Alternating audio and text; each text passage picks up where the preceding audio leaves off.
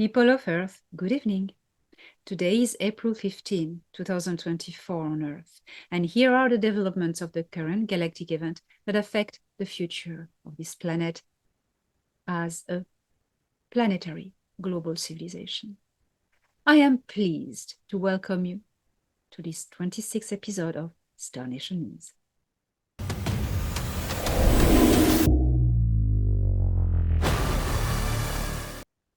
Many of you can remember Stemys IV, the world that was attacked by the Sikaar a few months ago and then liberated by the Galactic Alliance, thanks to the Negumak joining membership with the Galactic Federation of Worlds. The population was evacuated in arcs provided by the Federation and then brought back when the conflict was over.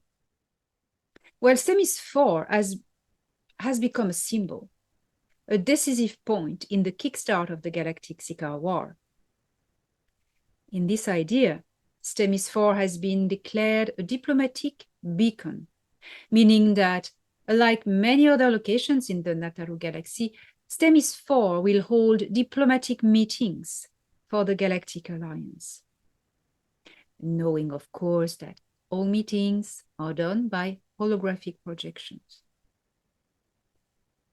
Stemys IV gains diplomatic immunity, and following the regulations of the Galactic Federation of Worlds, of which they are part, they gain also many advantages.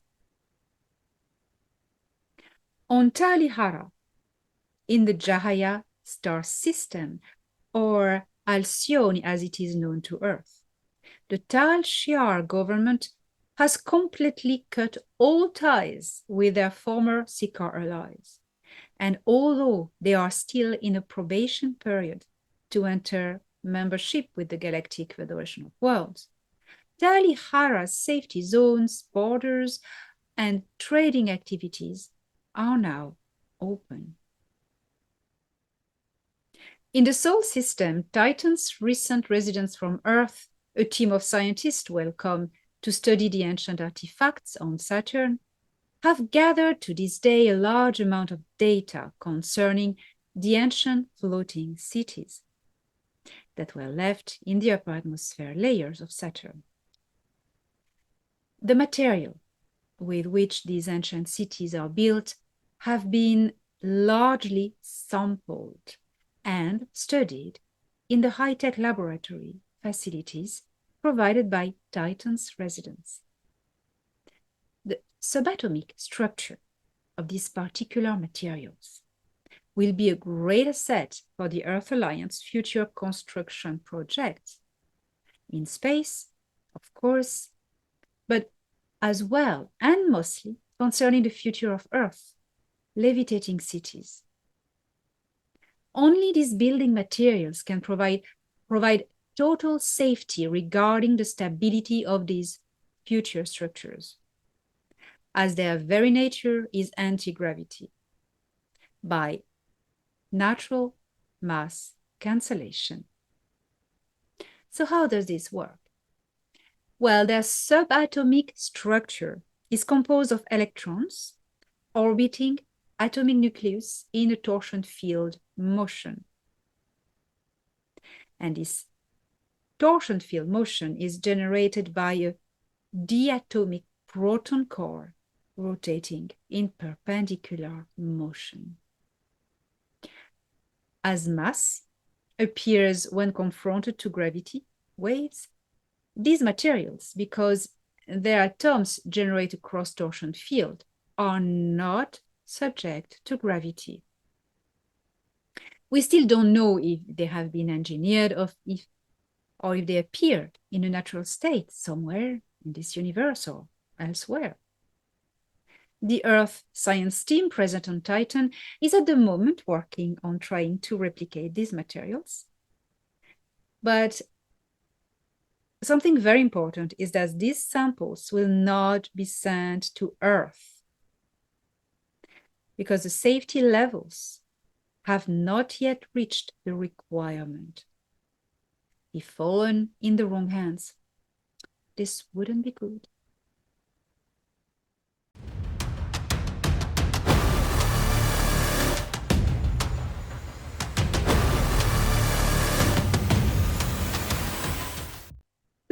probably say that this gift is from the past, from the builders of these ancient cities, to the future for the people of Earth. The Anakim, formerly known in ancient Mesopotamian tablets as the Anunnaki, are a compound of several different races and cultures, all gathered as an empire. And this empire is led by an immortal going by the name of Anu. The seat of the Anakh Empire still resides in the Sirius B star system. After an extraordinary council last year, gathering Anu and representatives of the Galactic Alliance, Anu's son Enlil, born from the Sikaar Queen Tia, was judged and expelled from the Sol system to a prison world.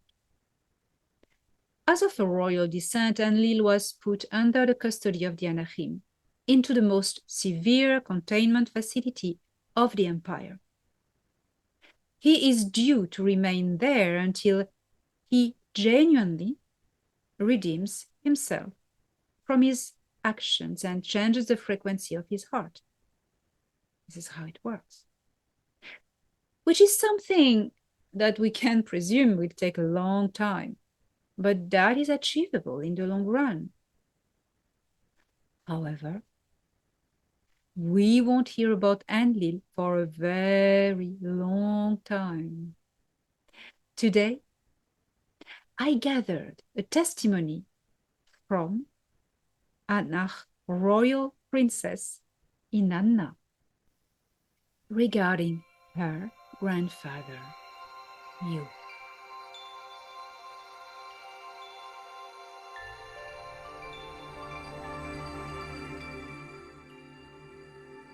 My grand-uncle Ea always tried to protect humans of Ki from the terrible misdeeds of my grandfather Yu.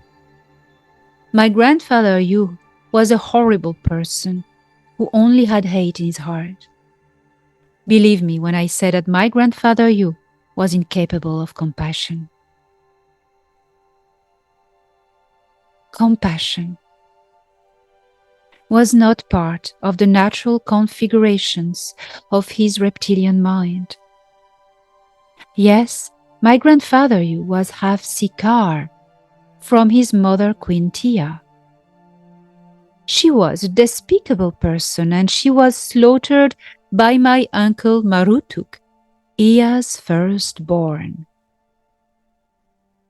This story goes back to a long time when war ravaged Ki.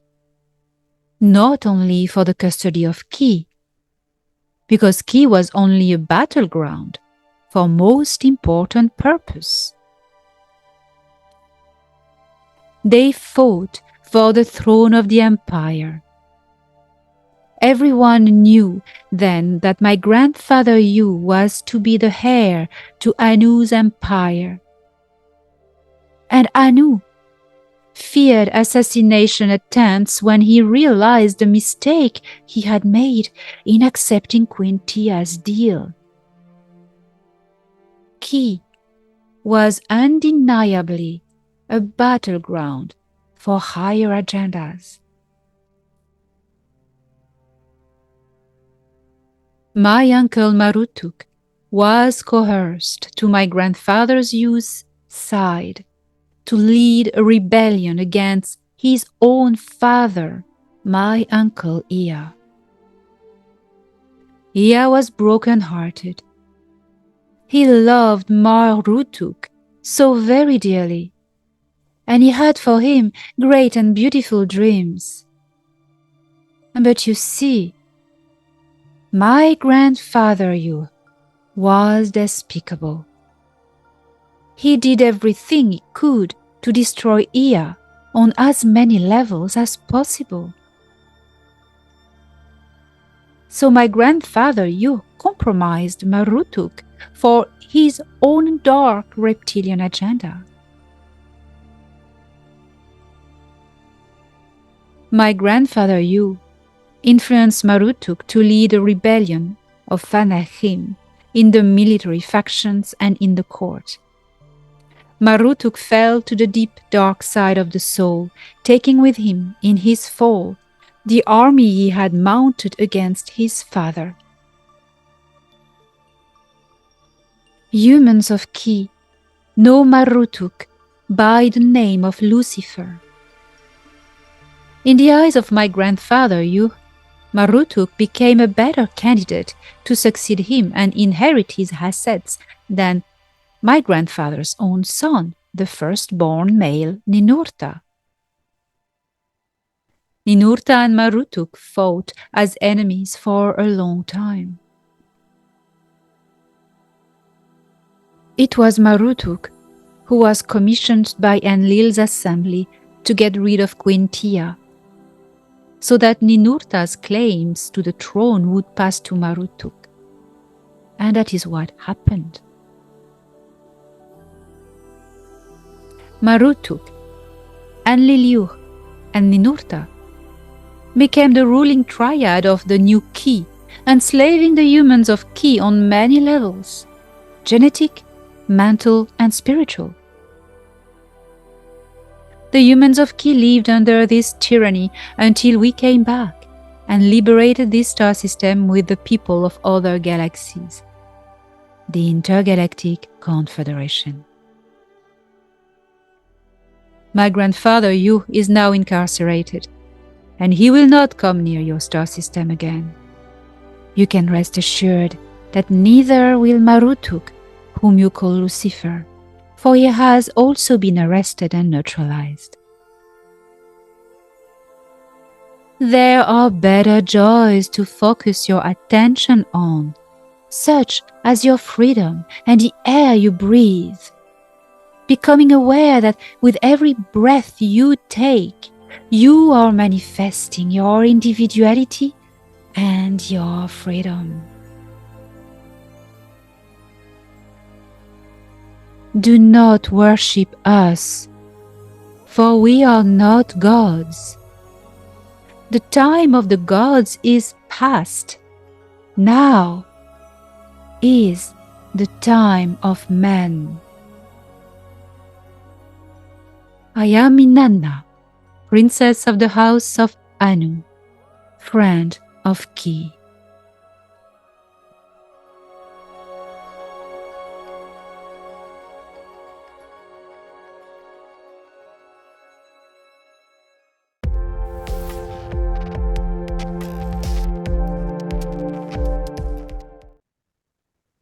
Dear people of Earth, how wonderful words from Inanna, encouraging everyone to focus on the good things of life, on the ability to breathe, the natural ability to breathe, and the awareness to be alive at every breath, every second of our lives, our gift.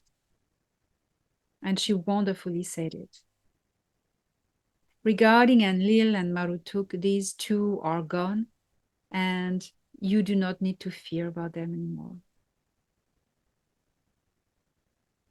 The whole story of the fallen angel Lucifer mounting a rebellion against his father is none other than Marduk or Marutuk. Marduk led a rebellion against his father Ea, as also the Sumerian tablets tell. Ea never ever led a rebellion against Anu. Never.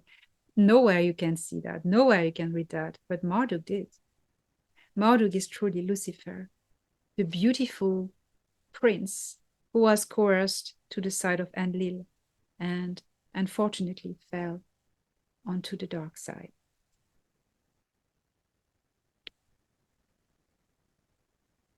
Except these three nefarious beings, Enlil, Marduk, and Ninurta,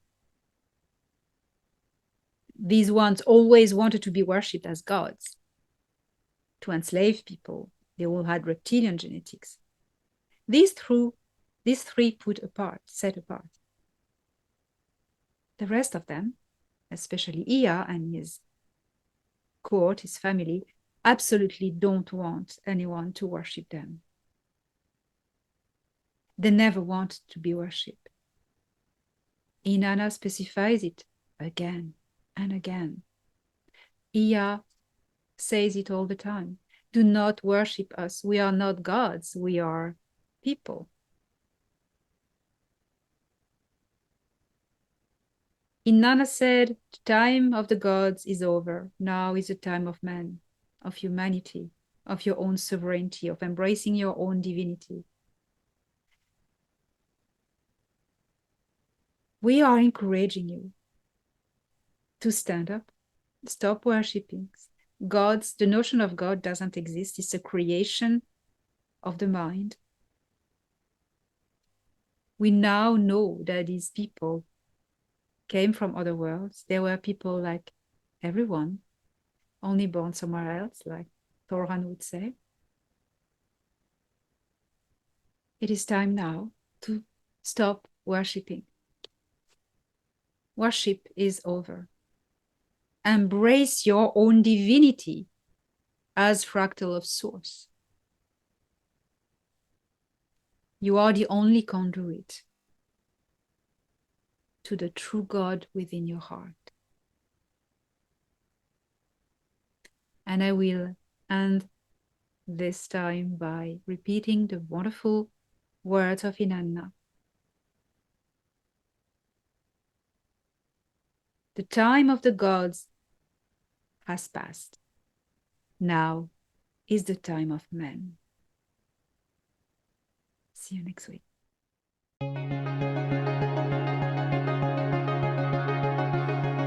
Star Nation News was brought to you by Elena Danan. Don't miss the latest news every Monday on Elena Danan's channel.